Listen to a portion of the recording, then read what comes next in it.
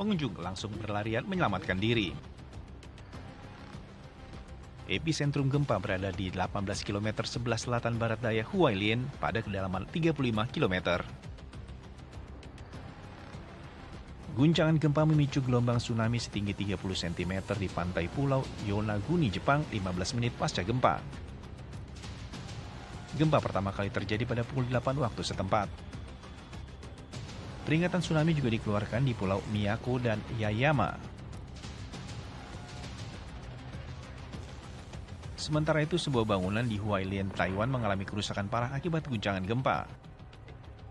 Lantai pertama bangunan tersebut runtuh dan membuat bangunan tersebut miring 45 derajat.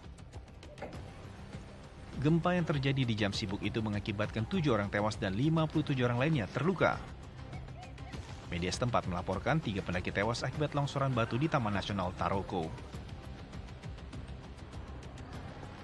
Sementara itu, tim pemadam kebakaran Taiwan bergerak cepat menyelamatkan dan mengevakuasi orang-orang yang kemudian terjebak ataupun menjadi korban setelah gempa mengguncang Taiwan.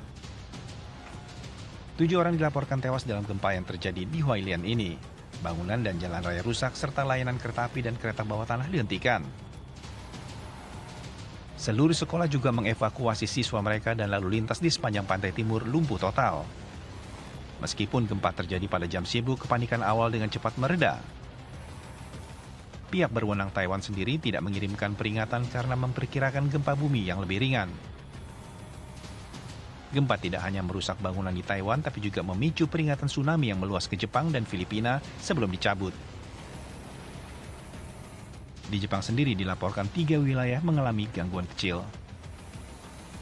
Viral di media sosial, sebuah mobil sedan hitam terlibat kejar-kejaran dengan patroli polisi beserta warga di Kabupaten Muaro, Jambi. Pengendara mobil tancap gas sampai-sampai menghantam rumah dan tewas di lokasi. Ternyata sopir mobil adalah seorang dokter.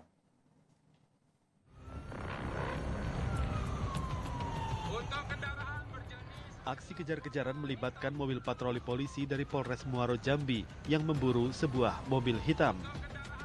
Mobil jenis sedan tersebut sebelumnya diteriaki maling oleh sejumlah warga di wilayah Mestong, Kabupaten Muaro, Jambi. Polisi yang sedang berpatroli langsung mengejar bersama dengan warga lainnya. Karena mobil sedan hitam tidak kunjung mau menepi, polisi terus mengejar dengan kecepatan tinggi. Beberapa saat kemudian, mobil hitam tersebut mengalami selip hingga menghantam sebuah rumah warga. Kerasnya tabrakan membuat sang sopir tewas seketika. Belakangan diketahui pengemudi dalam kejadian yang viral di media sosial tersebut ternyata seorang dokter muda yang bernama Dwi Fatimah Yen, warga Kelurahan Pasir Panjang, Danau Teluk, Kota Jambi. Ayah korban Haji Pasiman bersama keluarga merasa sangat sedih dan terpukul atas nahas putri kebanggaan mereka. Orang tua korban saat ini terus meminta kepolisian agar kasus diusut tuntas. Pihak yang berwajib saya menuntut untuk diusut tuntas, baik yang aku buat masalah pertama yang menerikan maling itu, kemudian bagi orang yang mencelakakan anak saya tadi sampai terjatuh. Sementara itu, Kapolres Muaro Jambi juga mengakui ada anggota polisi yang melepaskan tembakan peringatan sesuai prosedur.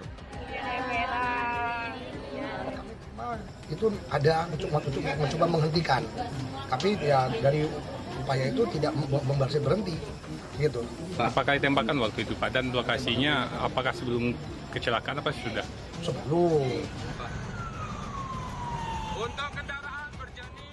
Saat ini polisi sudah memeriksa 5 orang saksi yang melakukan pengejaran dan yang mengira pengemudi nahas sebagai maling.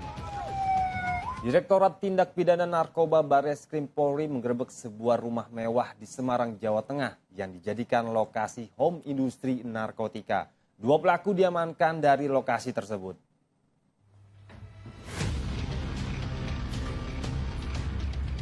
Direktorat Tindak Pidana Narkoba Barreskrim Polri bersama Bea Cukai dan Polda Jawa Tengah menggerebek sebuah rumah mewah di Semarang, Jawa Tengah yang dijadikan lokasi home industri narkotika jenis sabu dan happy water. Dua pelaku yang tengah melakukan proses pembuatan narkoba tak berkutik saat petugas masuk ke dalam secara tiba-tiba.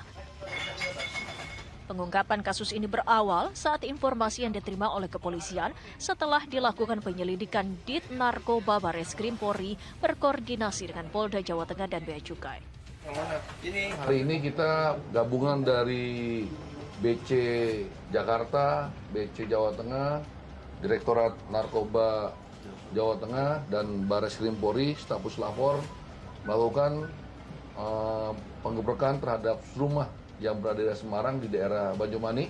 Ya, di sini merupakan adalah tempat pembuatan sabu dan happy water. Ya, di sini disebut juga home industry narkotika. Ya, setelah kita ungkap ada 2 pelaku. Dan inilah lokasi tempat pembuatan daripada happy water dan sabu. Selain mengamankan 2 orang dari lokasi berikut sejumlah alat bukti narkotika, polisi juga masih melakukan pengembangan terkait pelaku-pelaku serta kemungkinan adanya lokasi lainnya.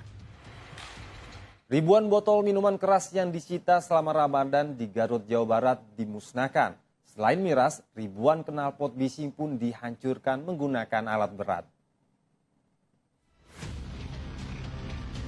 Sebanyak 4.500 botol minuman keras berbagai merek dimusnahkan Polres Garut, Jawa Barat. Ribuan barang bukti miras ini dihancurkan dengan cara dilindas menggunakan alat berat. Selain miras, polisi juga ikut memusnahkan 2.000 lebih knalpot bising hasil razia petugas lalu lintas, di mana knalpot bising dan miras kerap menjadi pemicu keributan di Garut. Diketahui ribuan miras dan knalpot brong ini merupakan hasil razia petugas selama bulan Ramadan. Walau telah dimusnahkan, petugas masih akan terus melakukan sweeping dan razia peredaran miras hingga Lebaran tiba. Mobil travel salat penumpang terguling di jalur Gentong, Tasikmalaya, Jawa Barat. Kecelakaan tunggal itu menyebabkan 5 orang luka serius hingga harus dilarikan ke puskesmas terdekat.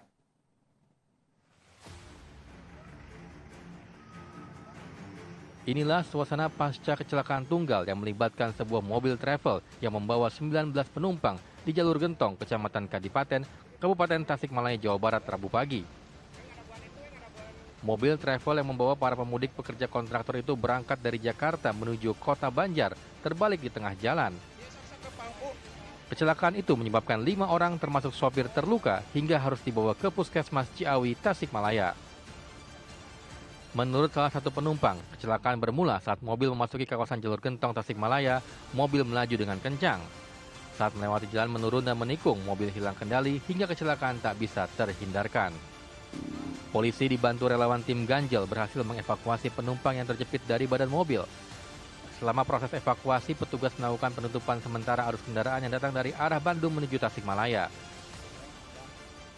Kasus demam berdarah di Kabupaten Sika, Nusa Tenggara Timur terus meningkat. Kondisi ini membuat ruang perawatan anak di RSUD TC Healers Maumere penuh.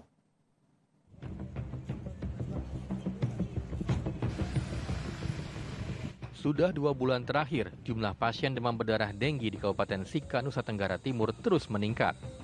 Kamar-kamar perawatan di RSUD TC Healers penuh dengan pasien-pasien DBD yang didominasi oleh anak-anak. Terhitung ada 54 pasien DBD yang dirawat pada bulan Februari, sementara di bulan Maret terdapat 124 pasien yang dirawat. Bahkan sudah 3 pasien yang meninggal dunia. Dengan adanya wabah demam berdarah, warga diharapkan untuk aktif membasmi sarang nyamuk dan menerapkan pola 3M. Pasalnya, musim hujan yang tak menentu di Kabupaten Sika bisa memicu masifnya perkembangan nyamuk Aedes aegypti. Hujan deras yang mengguyur Jakarta sejak Rabu siang membuat sejumlah wilayah ibu kota banjir. Arus lalu lintas macet karena genangan air. Sejumlah kendaraan roda 2 pun mogok karena memaksakan diri menerobos banjir.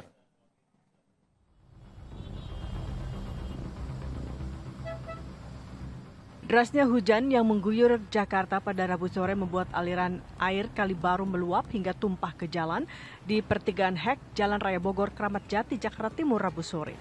Derasnya debit air yang tak kuat ditampung oleh tanggul hingga jebol dan air meluber ke jalan juga menggenangi pertigaan lampu merah Hek dengan ketinggian mencapai 30 cm. Akibatnya banyak pengendara roda 2 yang takut melintas memilih memutar balik kendaraannya.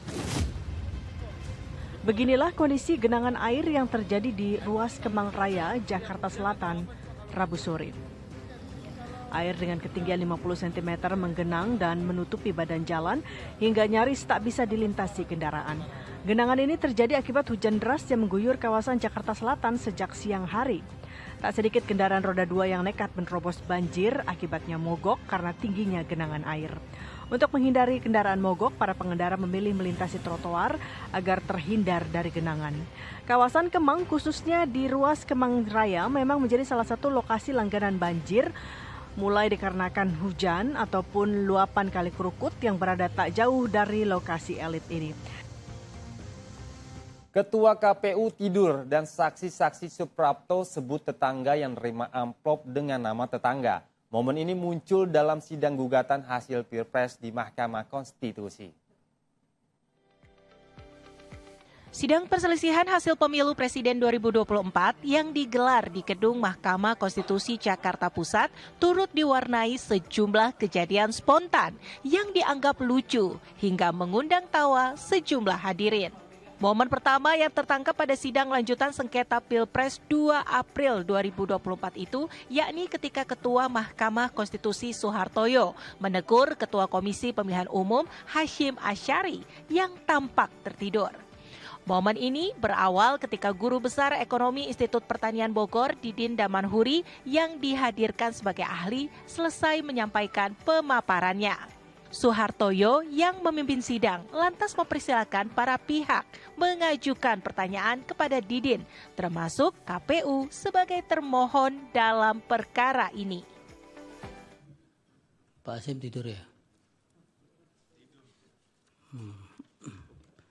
Dari pihak terkait?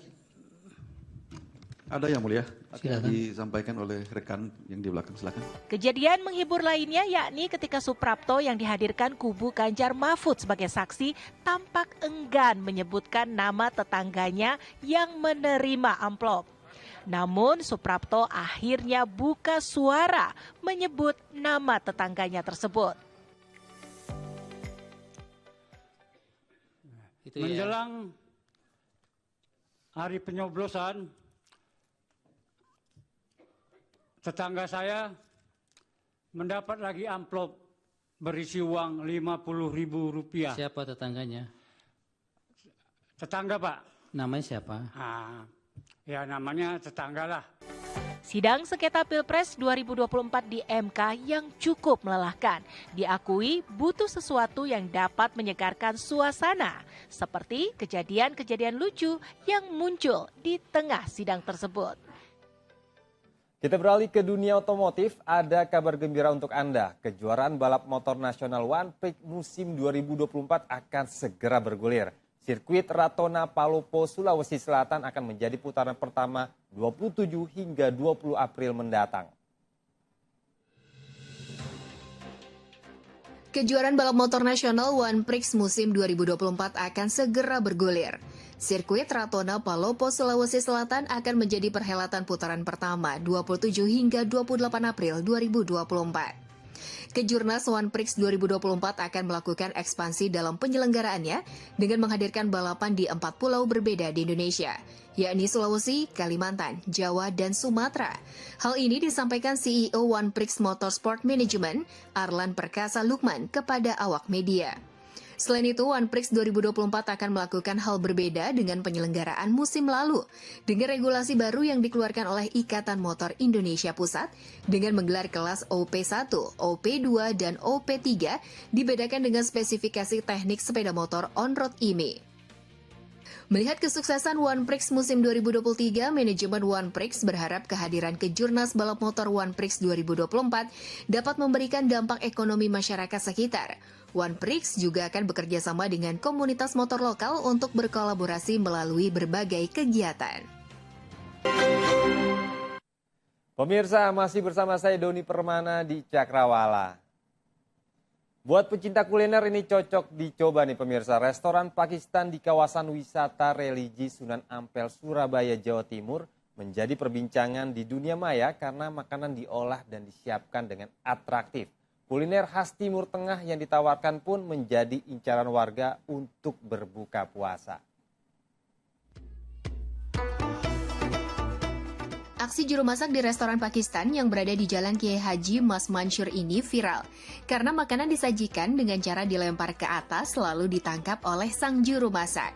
Restoran ini menyajikan beragam menu daging dan ayam panggang dengan bumbu rempah khas Timur Tengah, diantaranya kebab, tika sapi, malai boti ayam, ayam tika boti, dan ayam angara. Sedangkan menu nasi ada spesial nasi plate rasa daging bakar, nasi Uzbek kambing, dan nasi Uzbek ayam bakar.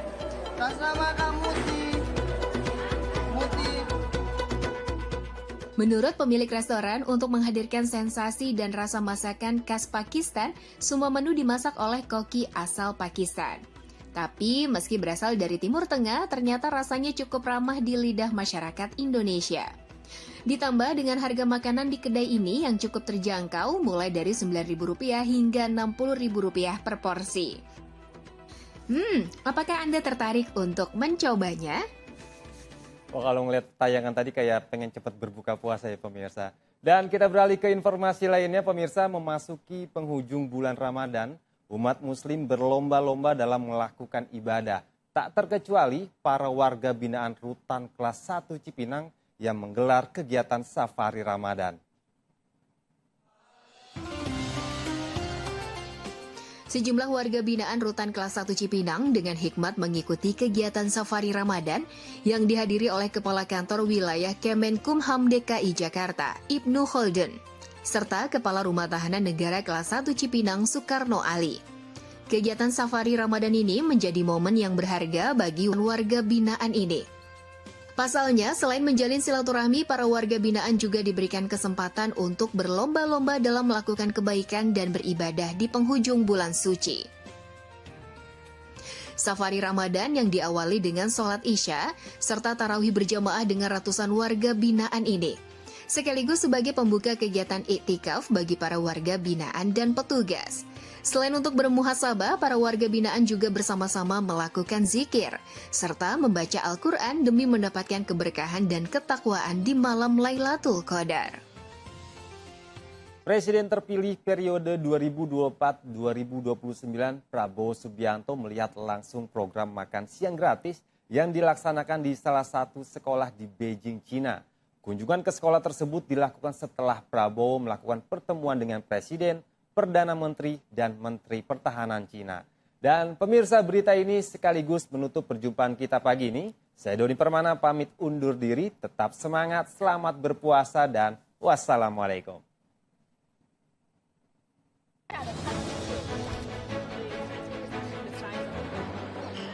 Di tengah-tengah lawatannya ke Cina, Presiden terpilih periode 2024-2029 Prabowo Subianto menyempatkan diri mengunjungi salah satu sekolah di distrik Dongsheng, Beijing, Cina.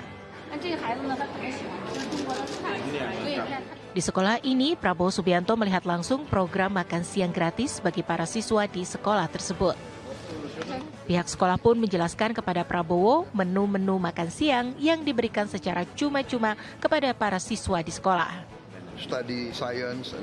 Tak hanya itu, Prabowo pun sempat berbincang-bincang dengan salah satu siswa yang tengah makan siang dan menanyakan cita-cita siswa itu.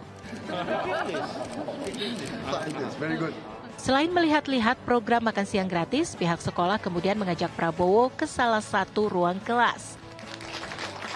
Kedatangannya disambut para murid kelas 9 yang tengah menjalani kegiatan belajar mengajar.